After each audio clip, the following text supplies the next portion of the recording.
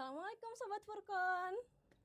Selamat datang di podcast perdana Potlit, podcast literasi SMA IT Al Furqon Palembang.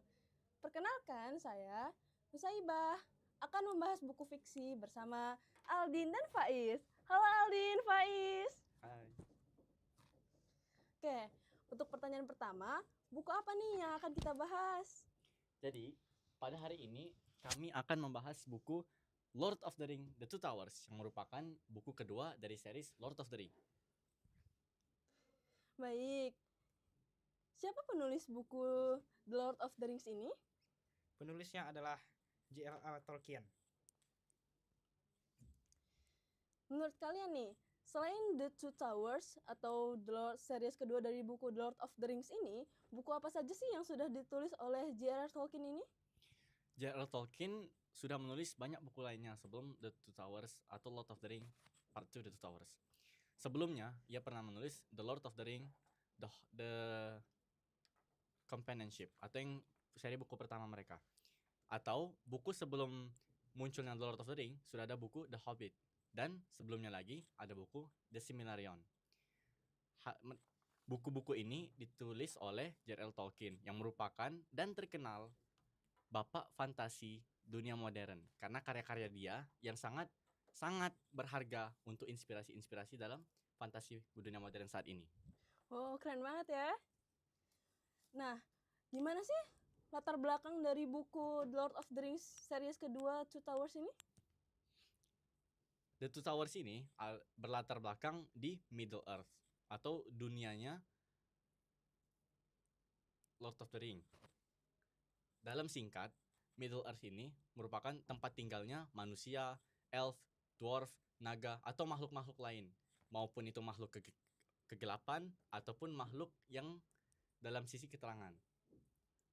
Dalam The Middle Earth itu, terbanyak tempat tinggal lainnya.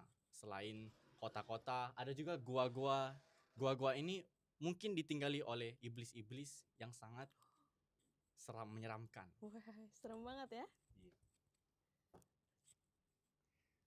Selain itu, dunia ini juga memiliki banyak misteri yang sangat menarik untuk dijelajahi. Mungkin ada misteri yang tidak disebutkan dalam buku ini, tetapi itu membuat pembaca untuk menjadi penasaran dan ingin menggunakan otak mereka sendiri untuk mencari tahu apa misteri ini. Sangat menarik ya bukunya. Kalau boleh tahu nih, siapa aja sih tokoh yang tokoh utama tuh yang terdapat dalam buku The Lord of the Rings ini?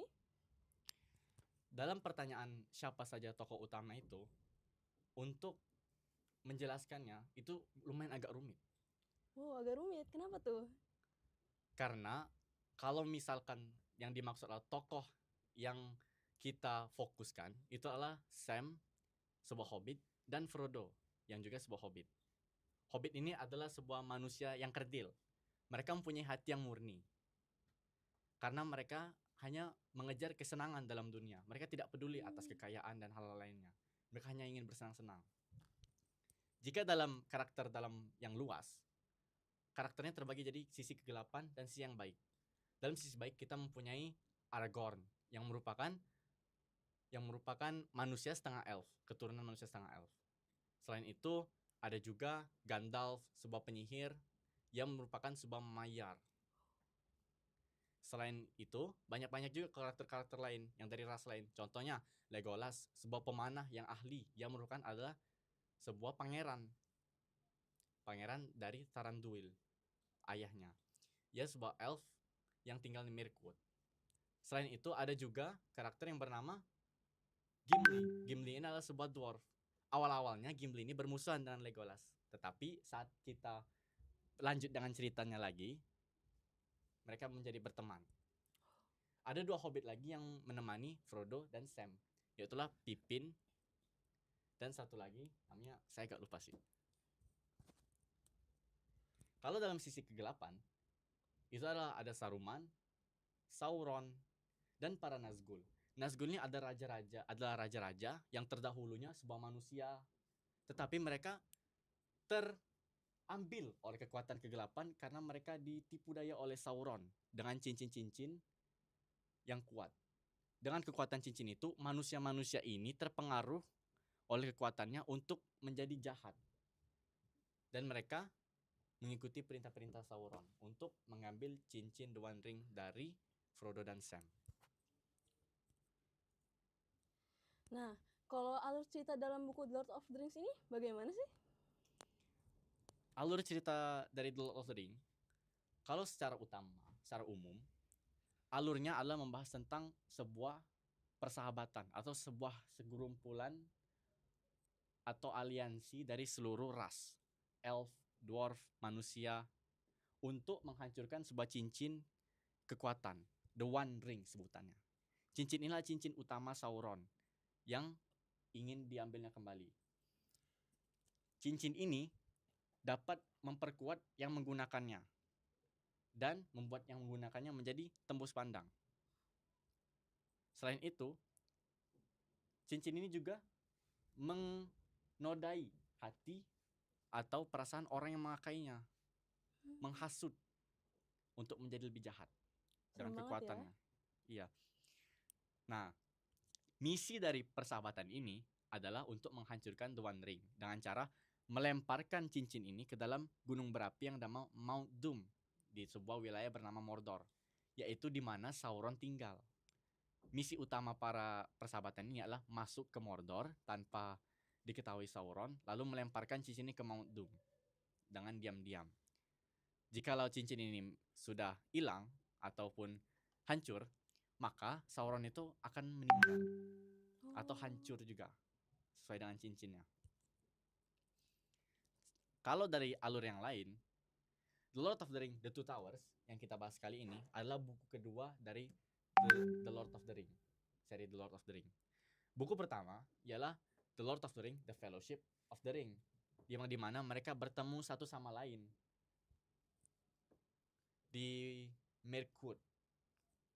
Nah, The Two Tower ini melanjutkan perjalanan mereka dari buku pertama, yaitu saat mereka berpisah dari pergerombolan mereka lah. Karena mereka dikejar oleh orc dan karena mereka kehilangan sebuah penyihir ataupun wizard yang bernama Gandalf di dalam tambang Moria.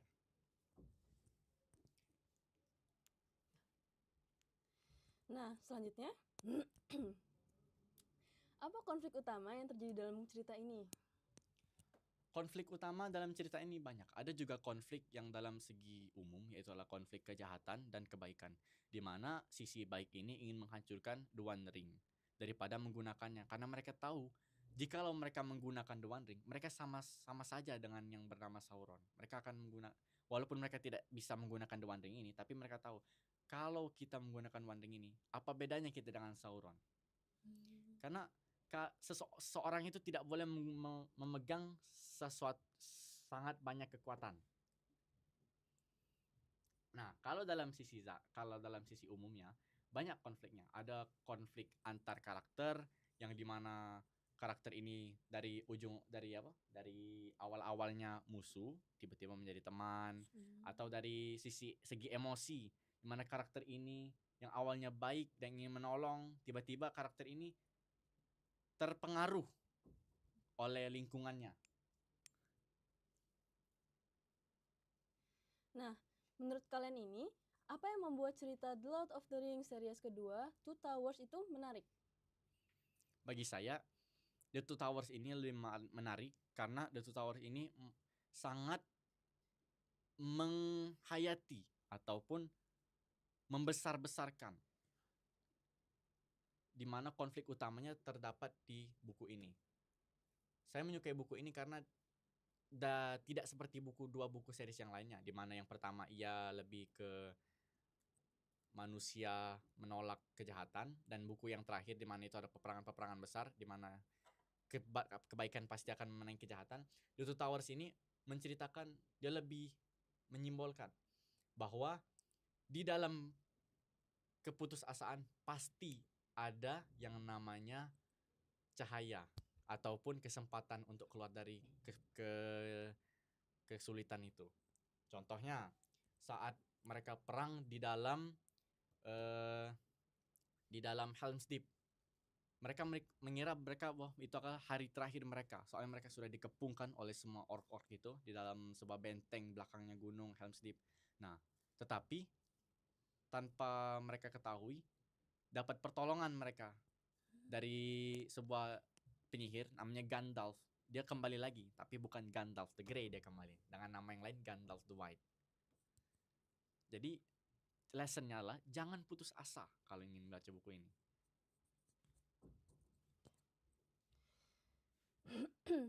Nah, kan tadi kan Helm's Deep itu kan merupakan pertempuran ya. Nah, apa sih yang menyebabkan terjadinya pertempuran Helm's Deep itu? Helm's Deep ini terjadi karena saat itu pasukan Rohan itu sedang terbelah. Yang dimana ada beberapa pasukan Rohan itu pergi dari Raja Theoden. Karena Theoden ini awal-awalnya dipengaruhi oleh Saruman. Sebelum Gandalf the White datang ke kerajaannya Theoden dan mengembalikan dia dari kontrol Saruman. Nah, setelah kembali, Raja Theoden ingin menyerang Saruman. Tetapi karena pasukan mereka sudah dikit, mereka memutuskan untuk berlari kepada benteng yang bernama Helm's Deep. Nah, saat itu Saruman ini melihat kesempatan untuk menyerang dan menghabisi Raja Theoden beserta rakyat-rakyatnya dengan cara menyerang Helm's Deep. Lalu setelah menyerang itu, mereka menghabisi seluruh manusia di situ agar tidak ada lagi gangguan dari arah barat. Jadi saat pertempuran Helm's Deep itu, Raja Theoden sudah terkepung oleh pasukan Saruman. Tetapi di saat yang putus-putus asanya, saat ingin dia mau kalah, tiba-tiba pasukan yang berlari dari kendali Raja Theoden itu kembali lagi ke Raja Theoden karena dipersuasi oleh Gandalf untuk kembali ke raja mereka yang sudah sadar itu. Nah, dari cerita yang sangat seru ini, apa sih pesan moral yang dapat diambil dari cerita ini? Dari cerita yang seru itu bahwa pesan moral kita adalah jangan menyerah. Itu yang paling utama. Jangan menyerah walaupun situasi menjadi susah ataupun sesulit apapun. Ingat apa tujuan kita. Seperti Raja Theoden. Dia ingat misi dia adalah menyelamatkan seluruh nyawa-nyawa dalam benteng itu. Maka dia tidak ingin menyerah. Apapun datang ke arah dia, ataupun mau itu orc, naga, atau apapun. Dia tidak ingin menyerah. Dia tidak ingin putus asa, dia ingin seluruh rakyat dia hidup. Dia tetap berjuang sampai pasukan terakhirnya.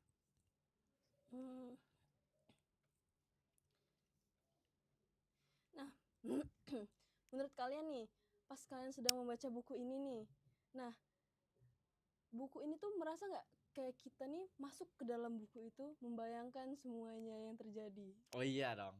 Iya ya? Iya. Saya pas baca buku ini, saat pertemuan Helm's Deep ini, saya merasa jadi sebuah elf di atas dinding gitu. Serius. Saya pas baca buku ini, saking serunya, saya tiba-tiba membayangkan diri saya di atas dinding. Wah, keren juga jadi elf di atas dinding ini, nembak-nembak. Jadi saya terasa seperti masuk benar dalam buku ini.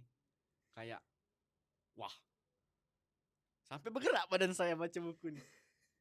Saking serunya ya? Kalau menurut kamu gimana nih bukunya nih, Faiz? Bukunya seru untuk dibaca.